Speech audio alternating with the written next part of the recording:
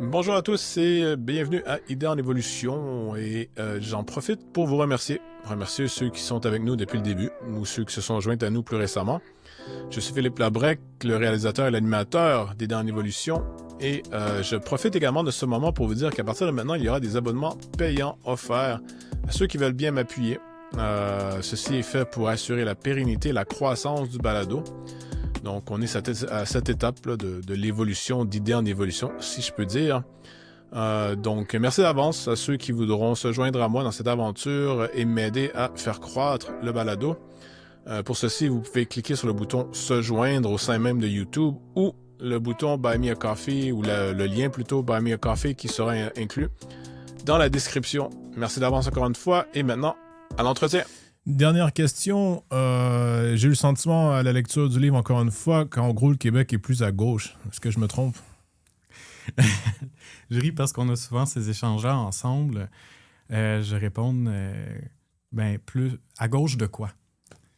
Globalement, là, sur l'axe gauche-droite idéologique, si on peut dire. À gauche du Québec, à gauche du Canada. Ah, ouais.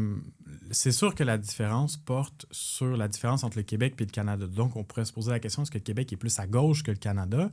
Mais dans le Canada anglais, est-ce que la gauche, c'est un référent si important que ça? Ou bien c'est pas le libéralisme, qui n'est pas un référent qu'on associe peut-être au Québec, à tort ou à raison, à la gauche?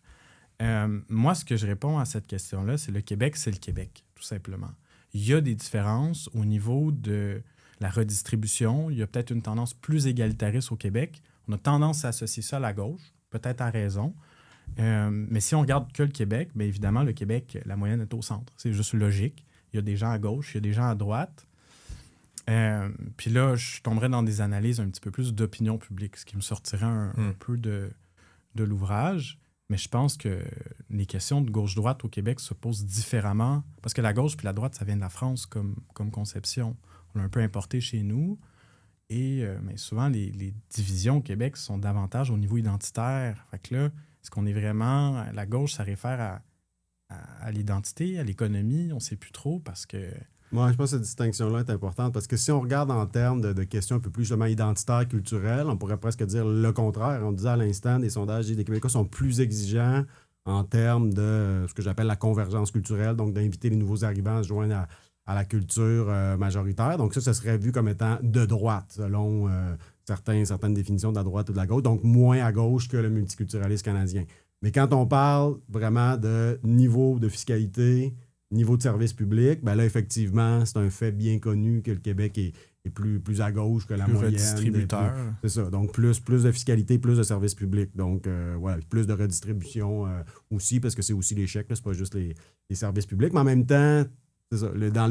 C'est plus que la moyenne des autres provinces. On pourrait faire des nuances. Le Nouveau-Brunswick, c'est pas l'Alberta pour toutes sortes de raisons évidentes. Mais l'État fédéral en demeure quand même un qui est assez aussi redistributif, assez lourd. Fait il y aurait des nuances à faire, mais globalement, oui, du point de vue de strictement là, fiscalité et services publics, bon, c'est un fait. Mais encore là, je reviens à ce que je disais plus tôt, c'est un fait, on le constate, il y a un discours médiatique là-dessus, puis c'est intéressant d'en apprendre là-dessus, puis de l'interpréter, mais on ne tombe pas dans l'essentialisation pour autant. Donc, quelqu'un peut très bien être québécois puis vouloir des baisses d'impôts, puis on n'est pas en train de dire qu'il est moins québécois qu'un autre. Oui. Mais je vais te donner un exemple qui peut apparaître contradictoire. Tu sais, l'intervention sur la langue française, est-ce que c'est à gauche ou est-ce que c'est à droite?